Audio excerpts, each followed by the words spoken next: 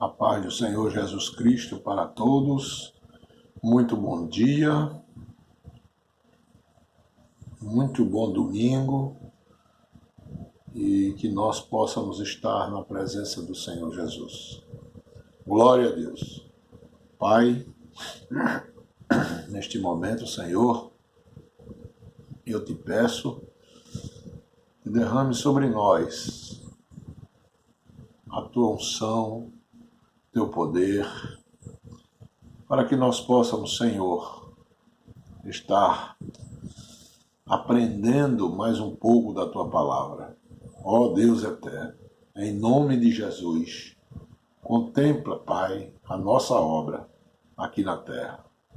Nos dá um dia abençoado na tua presença, cheio dos teus ensinamentos. Que o Senhor nos proteja, nos guarde do mal. Ó Deus, eu te peço em nome de Jesus, sara a terra, Senhor, porque a terra é tua, Deus, e tu sabes como fazer. Pai, que nós possamos viver dias melhores, em nome de Jesus, amém. Bom, meus amados irmãos, chegamos à lição de número 4, que tem como título a iluminação espiritual do crente, neste dia 26 de abril de 2020. E nós vamos dar início à nossa aula online aqui pelo canal, no nosso YouTube, né? Para que os amados irmãos tenham o ensinamento bíblico também, em nome de Jesus. Então, nós estamos estudando as lições bíblicas da CPAD, e nesse trimestre traz o tema A Igreja Eleita, redimida pelo sangue de Cristo e selada com o Espírito Santo da promessa. Está a revista, né? Estamos estudando esta revista, tá certo? Não sei quando nós vamos poder estar com as aulas presenciais, mas vamos fazendo conforme estamos desde o início da pandemia, estamos estudando a revista aqui online, tá bom?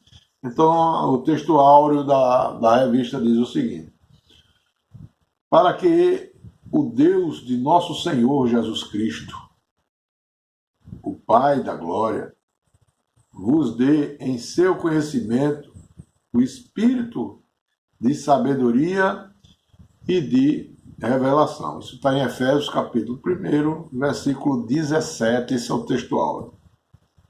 A verdade prática nos traz a vocação do crente, inclui a herança de preciosas riquezas conferidas aos eleitos pela grandeza do poder de Deus. O objetivo geral desta lição é esclarecer a dimensão de nossa chamada, as riquezas da herança divina e a grandeza do poder de Deus. Temos 3 pontos aqui. O primeiro ponto tem como objetivo destacar a vocação e as riquezas da glória inclusas na herança divina. Segundo ponto, salientar a grandiosidade do poder divino que opera em favor dos crentes. Terceiro ponto, expressar o exemplo de exaltação em Cristo. Então, estamos aqui. A leitura bíblica também clássica. Você que está sem a revista, Efésios capítulo 1, versículo 15 a 23. Nós vamos estudar isso aqui. Amém? Glória a Deus. E diz o seguinte: pelo que ouvimos, eu também a fé que entre vós há no Senhor Jesus e o vosso amor para com todos os santos, não cesso de dar graças a Deus por vós, lembrando-me de vós nas minhas orações, para que o Deus de nosso Senhor Jesus Cristo, o Pai da glória, vos dê em seu conhecimento o espírito da sabedoria e da revelação, tendo iluminados os olhos do vosso entendimento, para que saibais qual seja a esperança da sua vocação e quais as riquezas da glória da sua herança nos santos. 19. E qual a sobreexcelente grandeza do seu poder sobre nós, os que cremos, segundo a operação da força do seu poder. 20. Que manifestou em Cristo, ressuscitando-o dos mortos e pondo-o à sua direita nos céus, acima de todo principado e poder e potestade e domínio, e de todo nome que se nomeia, não só neste século, mas também no vindouro. E sujeitou todas as coisas a seus pés, e sobre todas as coisas o constituiu como cabeça da igreja. 23. Que é o seu corpo, a plenitude daquele que cumpre tudo em todos. Aí está nossa leitura bíblica em classe. E nós vamos para a introdução. A introdução, não é verdade? Já vamos entrando aqui na introdução. Temos alguns pontos para comentar. A introdução diz o seguinte: ainda no primeiro capítulo, o apóstolo Paulo inicia uma longa sentença assim dividida. A ação de graça, do capítulo 1, 16, de 15 e 16, oração intercessora, os versículos 17 a 19, e confissão de louvor e exaltação, dos versículos 20 a 23. Essa é a divisão dessa leitura que eu fiz agora. Nessa sentença, somos exortados a louvar ao Senhor pela nossa eleição, buscar a iluminação do Espírito para compreender a dimensão de nossa chamada e herança divina, bem como entender a grandeza do poder do nosso Deus. Então, é algo muito interessante. Nós vamos fazer aqui, os comentários da nossa revista, um estudo muito bom. Nosso pastor Douglas Batista, quem fez, elaborou esse trimestre, e a revista está muito boa, na Carta aos Efésios, uma parte teológica e outra parte espiritual, e nós estamos ainda tanto estudando a parte teológica, as explicações, e nós vamos entrar agora, porque nós temos aqui os comentários, né? Então, concernente ainda a introdução, nós temos o seguinte: Paulo, após trazer-nos para nós a doxologia, você lembra? A doxologia, na perícope do capítulo 1, de 3 a 14, foi a aula passada, onde Deus é totalmente louvado por todas as bênçãos espirituais concedidas em Cristo. E Paulo dá início a outra longa sentença, agora com ação de graça, dos versículos 15 e 16. Oração intercessora, 17 a 19. E confissão de louvor e exaltação, do 20 a 23.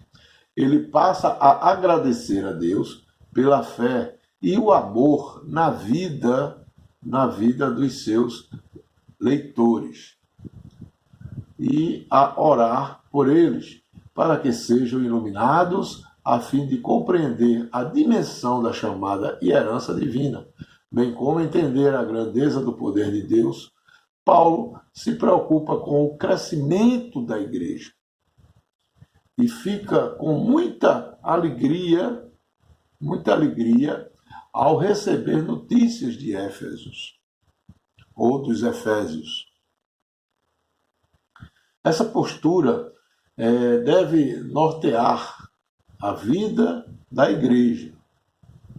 Não devemos apenas agradecer pelos que estão sendo salvos, mas também interceder para que todos alcancem a estatura de Cristo e perseverem na fé até o fim. Lembrando-me de vós, no versículo 16 ele fala, significa pedindo em seu nome. Paulo trouxe realmente os seus leitores à presença de Deus, mencionando os seus nomes. Então, a introdução já é bastante contundente quando nós apresentamos Paulo nos ensinando a ter o cuidado com as pessoas que estão se convertendo, né? Na questão da intercessão, na questão de mostrar, trazer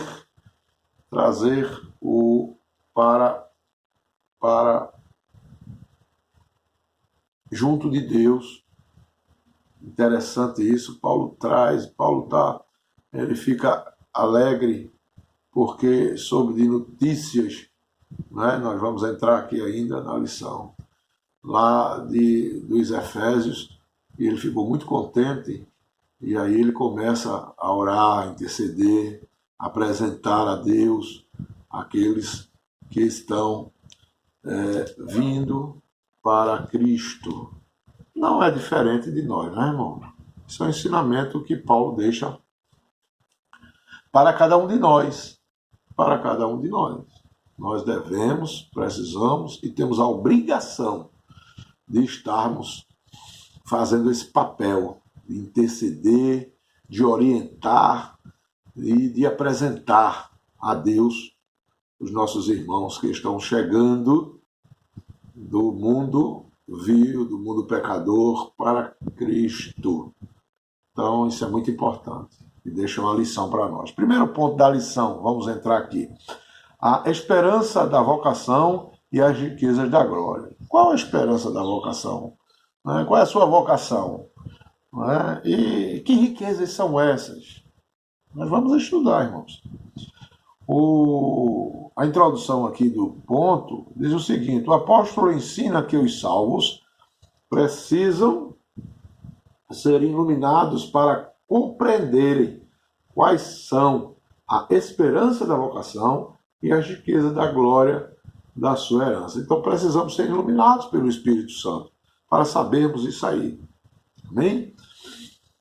Primeiro subponto, a ação de graças e intercessão. O apóstolo se alegra em dar graças a Deus pela vida dos eleitos. Isso no versículo 16. E por todas as bênçãos espirituais recebidas, tais como a eleição, a predestinação, a filiação e o dom do Espírito Santo, que foi feito na lição passada, dos versículos 3 a 14. E agora nós estamos estudando do versículo 15 a 23.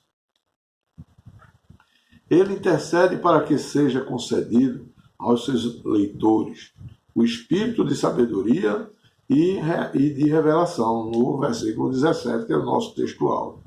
Paulo estava ciente de quão maravilhoso é o Evangelho, mas ao mesmo de quão impossível é alguém perceber a glória dessas boas novas sem ser ensinado por Deus.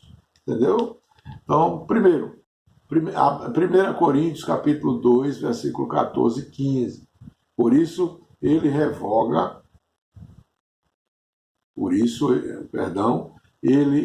rogava para que os crentes recebessem a capacidade de compreenderem, por meio do Espírito Santo, a esperança da chamada, as riquezas da herança e a grandeza do poder de Deus. Isso está nos versículos 18 e 19. Então, esse é o nosso primeiro subponto da nossa lição. Paulo tinha recebido informações acerca da genuína conversão e do bom testemunho dos cristãos na região da Ásia Menor. Paulo estava ali. Isso aí é no versículo 15. Pode ter sido Epáfras ou Tíquico, os portadores da grandiosa notícia. Tíquico e Epáfras deve ter levado essa notícia para Paulo no cárcere, lembrando que Paulo aqui, né, eu escutei um pastor essa semana falando que Paulo estava numa cela fria, pregando a palavra de Deus numa rádio, muito concedida aqui em Recife, e eu não gostei, porque Paulo não estava numa cela fria quando escreveu Éfeso. Nós vimos isso na introdução do trimestre. Paulo estava em uma prisão domiciliar, né, guardado por um soldado romano. Então, Paulo não estava numa cela fria. Precisamos ter cuidado quando vamos pregar a palavra de Deus. Precisamos estudar, verificar e ver as condições para que nós não possamos estar falando bobagem. Amém, irmãos? Então, Paulo, ele ao saber dessa notícia, ele ficou muito alegre. E aí ele diz, vou orar por esse povo, eu vou interceder, eu vou pedir ao Espírito Santo que dê a sabedoria e a revelação. Né? Isso é muito importante, irmãos, que nós temos alguém que interceda por nós. Então, por isso, desde já, eu peço a oração dos santos, intercedam por mim, né? Intercedam por mim, pela minha família, viu? Que eu estou aqui recebendo e eu também estou intercedendo por todos nós. Amém? Glória a Deus. O versículo chama a atenção pelo fato das expressões fé em Cristo e amor para com os santos. Esses dois fatos aqui, né? Que foram um exato paralelo com Colossenses, capítulo 1, versículo 4. Russell Shelley, um teólogo muito conceituado, expressa o seguinte, em seu livro, né? É impossível separar a fé e o amor. Olha que bênção.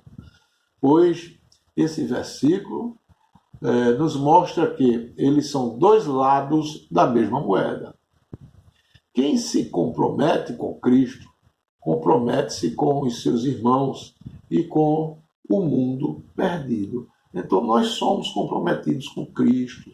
Nós temos a obrigação, né, de pregarmos a fé e o amor. Foi isso que Jesus nos deixou nos ensinando, não é verdade? Paulo era consciente dessas verdades e, por conseguinte, da impossibilidade de alguém perceber a glória dessas boas novas, se elas não fossem ensinadas por Deus. Aí cita aquele versículo daqui da lição, 1 Coríntios, capítulo 2, versículo 14 e 15. Desse modo, a compreensão da esperança da sua vocação. Você sabe qual é a sua vocação, você sabe do seu chamado, você sabe o que Deus quer que você faça. Então procure, se chegue, ore a Deus, peça que Deus revele pelo Espírito Santo. No versículo 18b, está isso aqui. A riqueza da glória de sua herança, o versículo 18c. E a grandeza do poder de Deus, no versículo 19. Não são possíveis separadamente do Espírito Santo, sobre quem Isaías descreve, Isaías, capítulo 11, versículo 2. Então, esse são um versículo extra, né, que a gente está trazendo aqui para esse primeiro subponto. Então, é impossível, né? Russell Shedd e muitos comentaristas, eu também falo que é impossível nós termos essa separação da fé, do amor.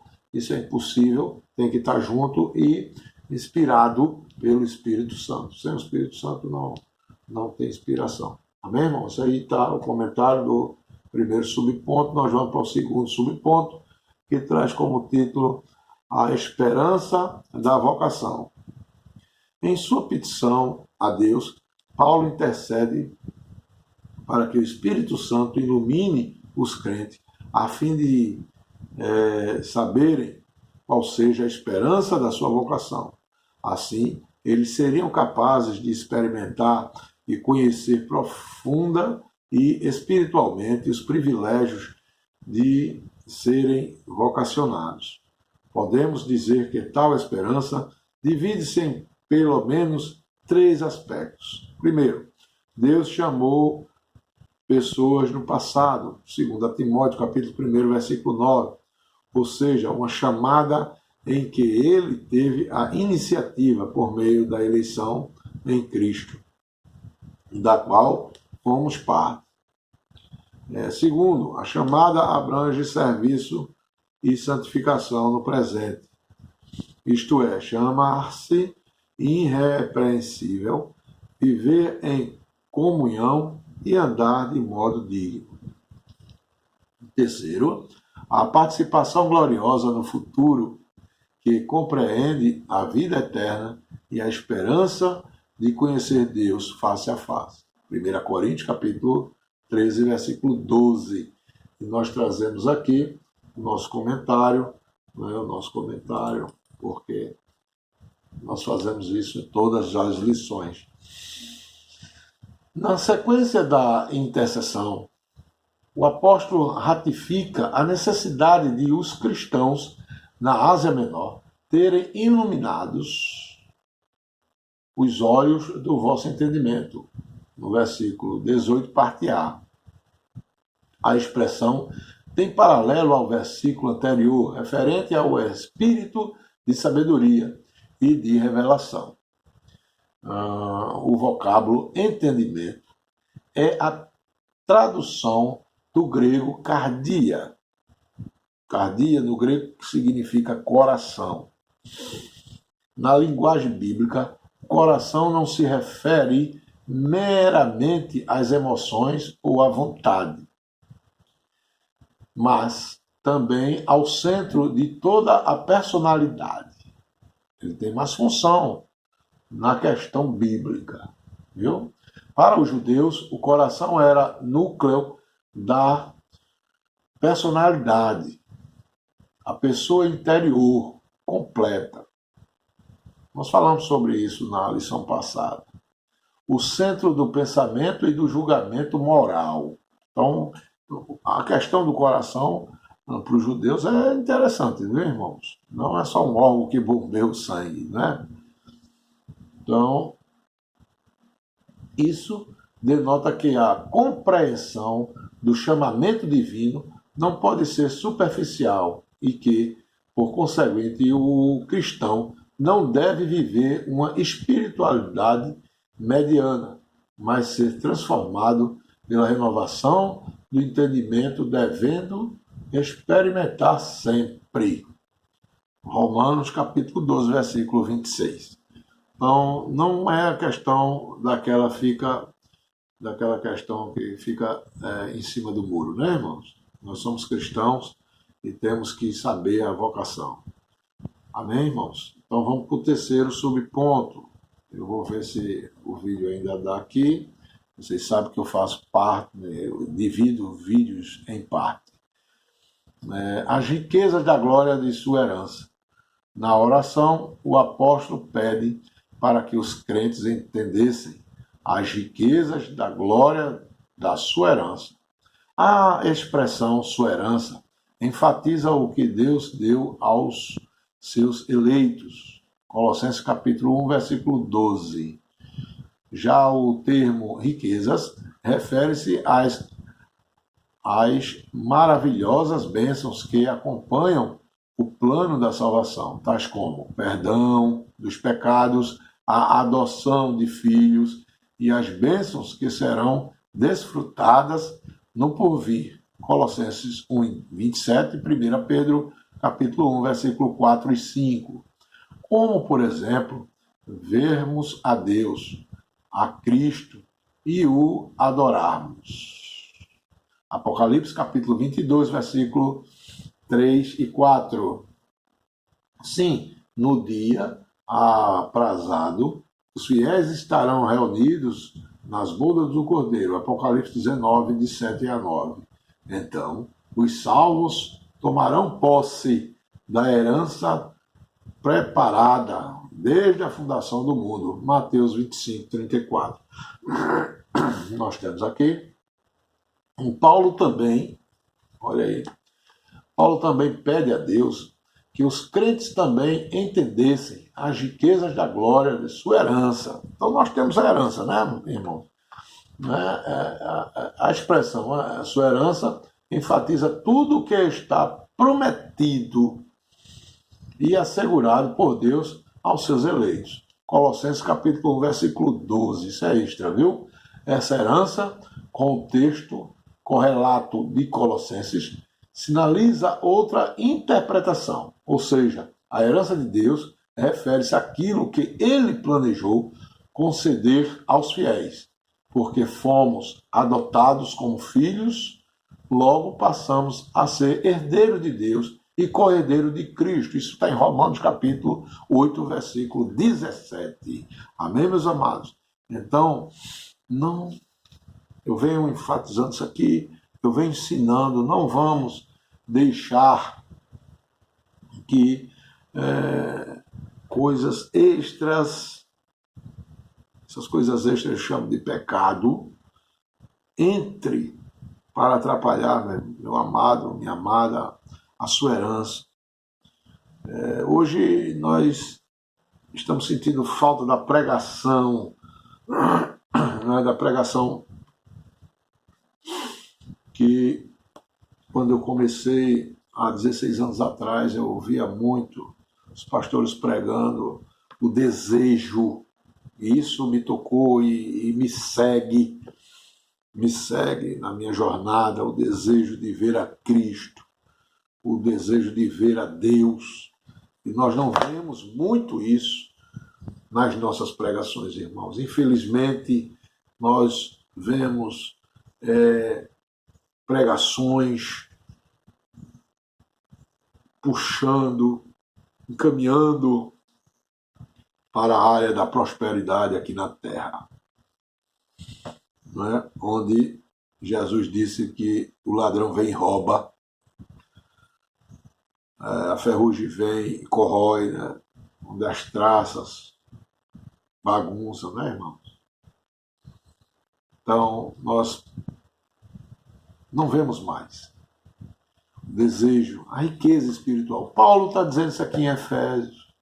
É por isso que é muito difícil nós vermos uma pregação nas cartas de Paulo, porque elas são teológicas mesmo, e elas dão explicações. Né? Jesus disse, meu reino não é desse mundo. Então eu quero ir para o reino de Deus, eu quero ir para o reino de Jesus. Não adianta ganhar o mundo todo, perder a salvação, irmãos. Do que adianta eu ser riquíssimo aqui e não ter o reino de Deus? O que é que adianta isso? Não adianta nada. Amém, irmãos? Amém. Não é? Essa manhã de domingo, pelo menos aqui, está um pouco nublado, mas nós estamos refletindo na palavra de Deus. Reflita na palavra de Deus. A palavra de Deus é a nossa bússola. Amém? Nós vamos ficando por aqui nesse vídeo e nós vamos entrar na parte 2 com o segundo e o terceiro ponto da lição. Vamos ver se cabe. Aí eu estou tentando dividir os vídeos o menor possível, né? Nós estamos tentando fazer desta forma, porque é melhor. Estamos confinados, eu estou fazendo o máximo possível para fazer esses vídeos, para não deixar os amados irmãos sem a escola bíblica dominical. Amém?